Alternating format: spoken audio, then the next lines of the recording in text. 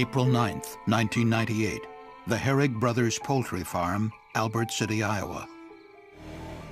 Two teenagers were joyriding on an ATV when they crashed into piping from a 42-foot-long propane storage tank. Propane gushed from the tank. An excess flow valve failed to stop the leak. The gas likely drifted toward a hot propane vaporizer 37 feet away and ignited. Flames engulfed the tank and began to heat the propane inside. 20 volunteer firefighters were called to the scene, but were unable to stop the leak. They planned to let the fire burn itself out. But meanwhile, they would spray down the adjacent turkey barns to keep the fire from spreading. Based on their training and guidance, the firefighters believed that in the event of an explosion, they would be protected if they stayed away from the ends of the burning tank. As the fire continued to rage, flames directly heated the upper section of the tank wall, above the level of the liquid. Without liquid to transfer the heat, the upper section of the tank wall began to overheat and weaken. Minutes later, the propane tank blew apart, sending metal fragments in all directions. Pieces of the tank struck the firefighters, killing 2. Other deadly fragments narrowly missed 2 others. 7 firefighters were injured. Other debris smashed into buildings. The firefighters were victims of a BLEVE, a boiling liquid expanding vapor explosion, a hazard they had never trained or prepared for. This accident resulted from a lack of effective training materials for firefighters, as well as a lack of understanding of propane BLEVE hazards. If the firefighters had just kept a safe distance away from the burning tank, no one would have been harmed, and that's really the tragedy of this case.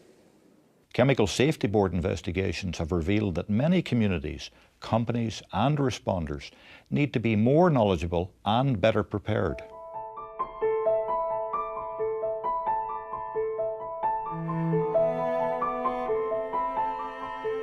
Ghent, West Virginia. 2 emergency responders and 2 technicians are killed when propane explodes and destroys a convenience store. Dalton, Georgia. Police and EMTs drive into a toxic vapor cloud that forces them to retreat and leaves them injured. Danvers, Massachusetts. Residents, authorities, and firefighters are caught by surprise when an ink manufacturing plant near a quiet neighborhood blows up in the middle of the night. Chemical accidents like these present unique challenges to planning officials and responders. The CSB has found recurring difficulties in 3 key areas: training, communications, and community planning. You have to understand the hazard.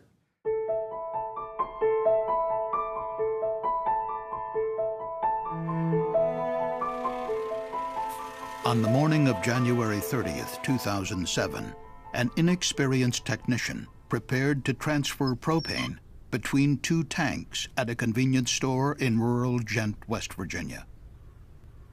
Suddenly, a geyser of propane erupted from one of the tanks. A large cloud of flammable vapor formed behind the store and seeped inside through vents in the roof. The invisible gas began to fill the store. The technician was unable to stop the release. All 4 employees remained inside the store, and the technician stayed by the tank as propane continued to leak for nearly half an hour. Meanwhile, 2 volunteer firefighters, 2 emergency medical technicians, and a second propane technician arrived in the danger zone. The area was never evacuated. At 10:53 a.m., the propane found an undetermined ignition source and exploded. The 2 technicians, the volunteer fire captain, and an EMT standing near the leaking tank were killed. The 4 store employees and the other firefighters survived, but they sustained serious burns and other injuries. Nearly 30 minutes elapsed between the release and the explosion. If there'd been an evacuation during those 30 minutes, all of the lives would have been saved.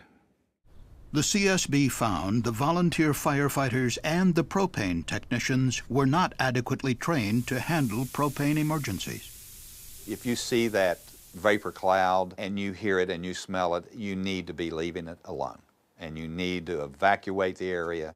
CSB investigations illustrate the tragic consequences when workers and responders don't take appropriate defensive actions and risk their lives attempting to save structures or equipment. We take the vow to protect life and property. Life comes first. On April 12, 2004, first responders and residents in Dalton, Georgia, were not prepared to deal with the aftermath of an accident at MFG Chemical. A runaway chemical reaction overpressurized a vessel, releasing highly toxic allyl alcohol and allyl chloride vapor into the community. The toxic vapor quickly spread into the residential neighborhood east of the facility. Firefighters rushed to the site of what they believed was a simple chemical spill. They were not anticipating or expecting a vapor cloud release into the community. When the fire department approached the scene, the first fire truck actually drove through a vapor cloud, and they were affected by the chemical. The CSB found the town had not trained or equipped its emergency responders for such an accident. Police drove into the cloud to evacuate families, but then had to retreat. So did ambulance personnel.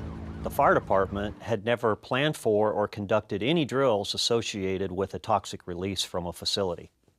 If you're a first responder and get injured yourself, you're not going to be able to help other victims if you're lying in the back of an ambulance on a stretcher. August 14, 2002, Festus, Missouri. A transfer hose from a chlorine rail car burst at the DPC Enterprises plant. The CSB found that a lack of adequate planning and training delayed the response and increased the severity of the accident. When the release started, the chlorine gas engulfed the protective gear that was stored nearby. Without that gear, workers could not access the manual shutoff valves on top of the rail car, and they had no choice but to flee the plant. Volunteer hazmat responders were finally able to stop the leak, braving the 4-foot-deep fog of chlorine to close several manual shutoff valves 3 hours after the leak began. 63 people from the surrounding community sought medical evaluations for respiratory distress. 3 others were admitted to the hospital. Training, planning, exercises, putting appropriate procedures in place so that those responders can come home safely at the end of the day is critical.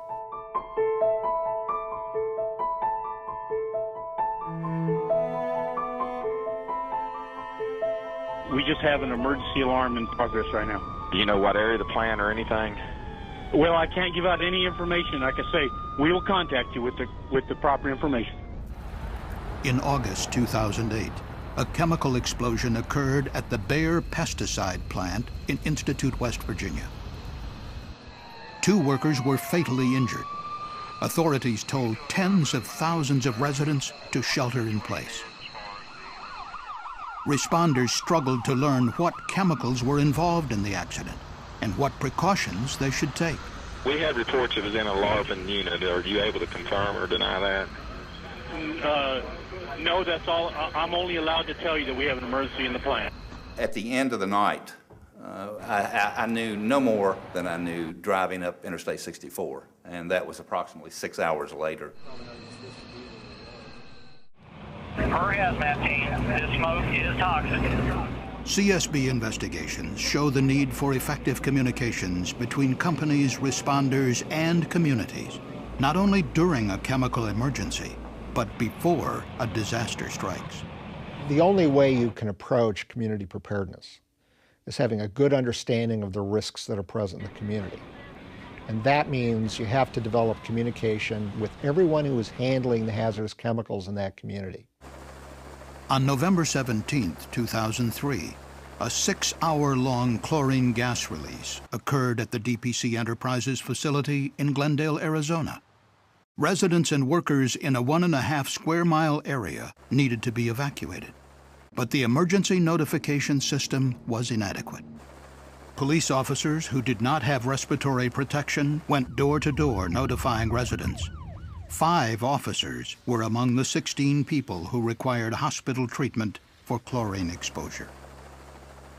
In the Festus, Missouri chlorine release, there were no sirens or other community-wide alert systems to notify residents and businesses of the emergency, so responders had to drive door to door with bullhorns. I knew they were over there, but with a name like Environmental Quality, I had no idea what their business was. I didn't know that they stored toxic chemicals or oxidizing agents there. I had no idea what was there. Apex, North Carolina, October 5, 2006. A resident happened to drive by the Environmental Quality Company hazardous waste transfer facility shortly after one of the storage bays caught fire. He called 911. So you can actually see the haze and real strong smell. Okay. Firefighters from the Apex Fire Department and other jurisdictions responded.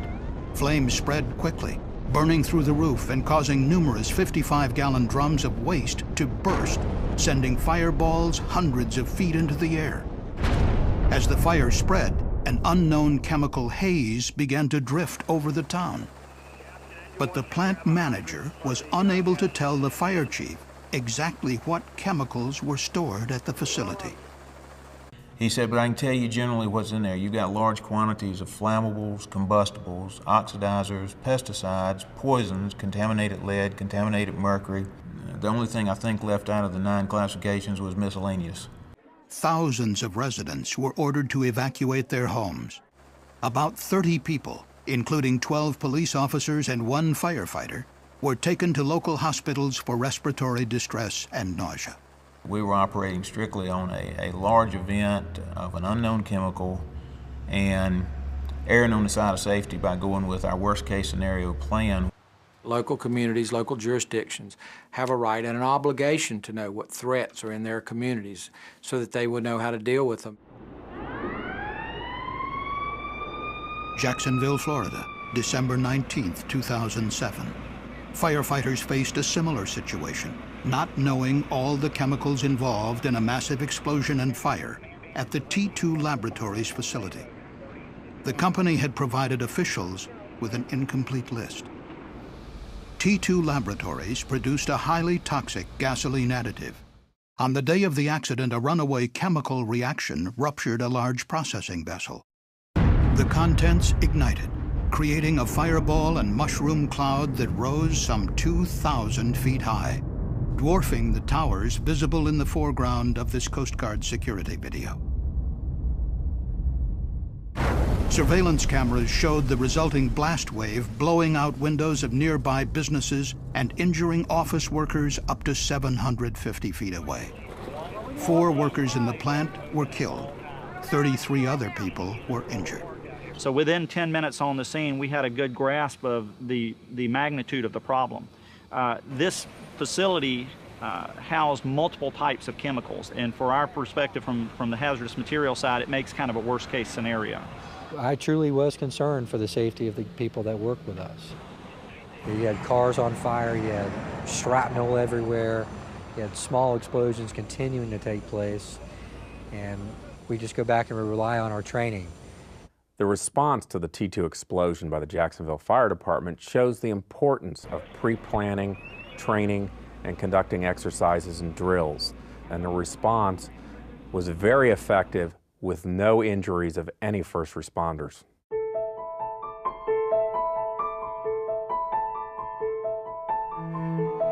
The key to emergency preparedness is to be aware of what chemical hazards are in your community and where they're located, so that you can plan for a proper response. Danvers, Massachusetts, November 22, 2006. A massive explosion at a chemical facility devastated a nearby neighborhood in the middle of the night. The blast wave blew through windows into the bedrooms of sleeping residents, protected only by bed covers, as glass shattered and ceilings collapsed. In what some called a miracle, there were no fatalities. and only 10 residents were injured, suffering cuts and bruises.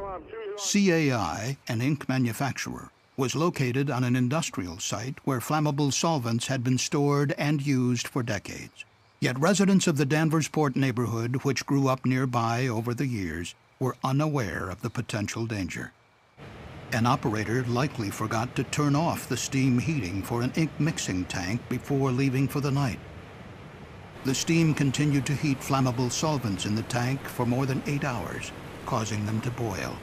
Flammable vapor filled the unventilated building and exploded. The fact that a chemical company could cause that much destruction, a small chemical company, is something that surprised, I think, all of us. Local emergency planning committees, or LEPCs, are required under the 1986 Federal Emergency Planning and Community Right to Know Act. The committees provide residents, officials, and emergency responders with a system to prepare for chemical accidents. The Danvers LEPC had not met for years. It was revitalized after the accident by town officials and concerned citizens. And the newly resurrected Danvers LEPC has expanded its largely emergency-based charter to include looking into what we can do to prevent a recurrence of this type of tragedy. At the foot of the Rocky Mountains, the picturesque town of Durango, Colorado, has an active LEPC. Officials and residents plan for possible chemical releases from an oil refinery, as well as a highway used to transport hazardous materials. An LEPC functions to make sure that the responders and the community all work together, exercise together, and train together to make for a smoother response. Fundamentally, the power of an LEPC is to ask for information, to go out, get it, and disseminate it to the people that can use it. It's very important that the jurisdictions that don't have LEPCs establish them and run them on a regular basis. LEPCs work to identify chemical hazards in a community, plan and train for emergencies, and test notification and evacuation procedures. These vital community planning functions can easily be overlooked during years or decades without a major accident. Any other hazmat training updates, exercises coming up? We had no idea that this could happen to this company. So just please be aware of what you have in your community. Frankly, every town has facilities in it that are capable of producing very serious accidents that are not well understood by the local community. Have an emergency plan that is flexible enough to adapt to situations as they might arise. Be prepared. Take nothing for granted. Planning for risks and hazards and emergency response is a process. It's not an endpoint. Community preparedness is about planning, training, exercises, and repeat and repeat. CSB investigations reveal the continuing need for first responders to have proper hazmat training and equipment, conduct frequent drills and exercises for possible chemical releases, communicate with the companies in their communities that deal with chemicals, and know the key facility contacts in an emergency. Communities should support and maintain an active LEPC, be prepared to evacuate or shelter in place if necessary, and establish multiple communication systems to notify residents of a chemical emergency. Companies should communicate frequently and openly with residents, businesses, and emergency management officials about chemical hazards, and train employees to respond properly to chemical emergencies and to evacuate when appropriate. Preparations by companies, emergency responders, government authorities, and the public are critical to reducing injuries and saving lives. It's not only important to be prepared, but everyone must communicate, have an up-to-date plan, and practice that plan regularly. We hope that our findings will help keep communities safe. For more information on CSB investigations, please visit csb.gov. Hey, this is Metro 911. What do we have? Do you know? We have an emergency at the Bear Crop Science Plant. Right. And the only information I can give you is that you might want to alert the community My supervisor informed me to tell you to alert the community that there's an emergency in the plant. 911? Yeah. Yes, this is Steve at the main gate. Okay. We need an ambulance immediately for a burn. We have a burn patient? Burn patient, yes. What happened, do you know? And, well, I can't give out any information until I get my information. Okay.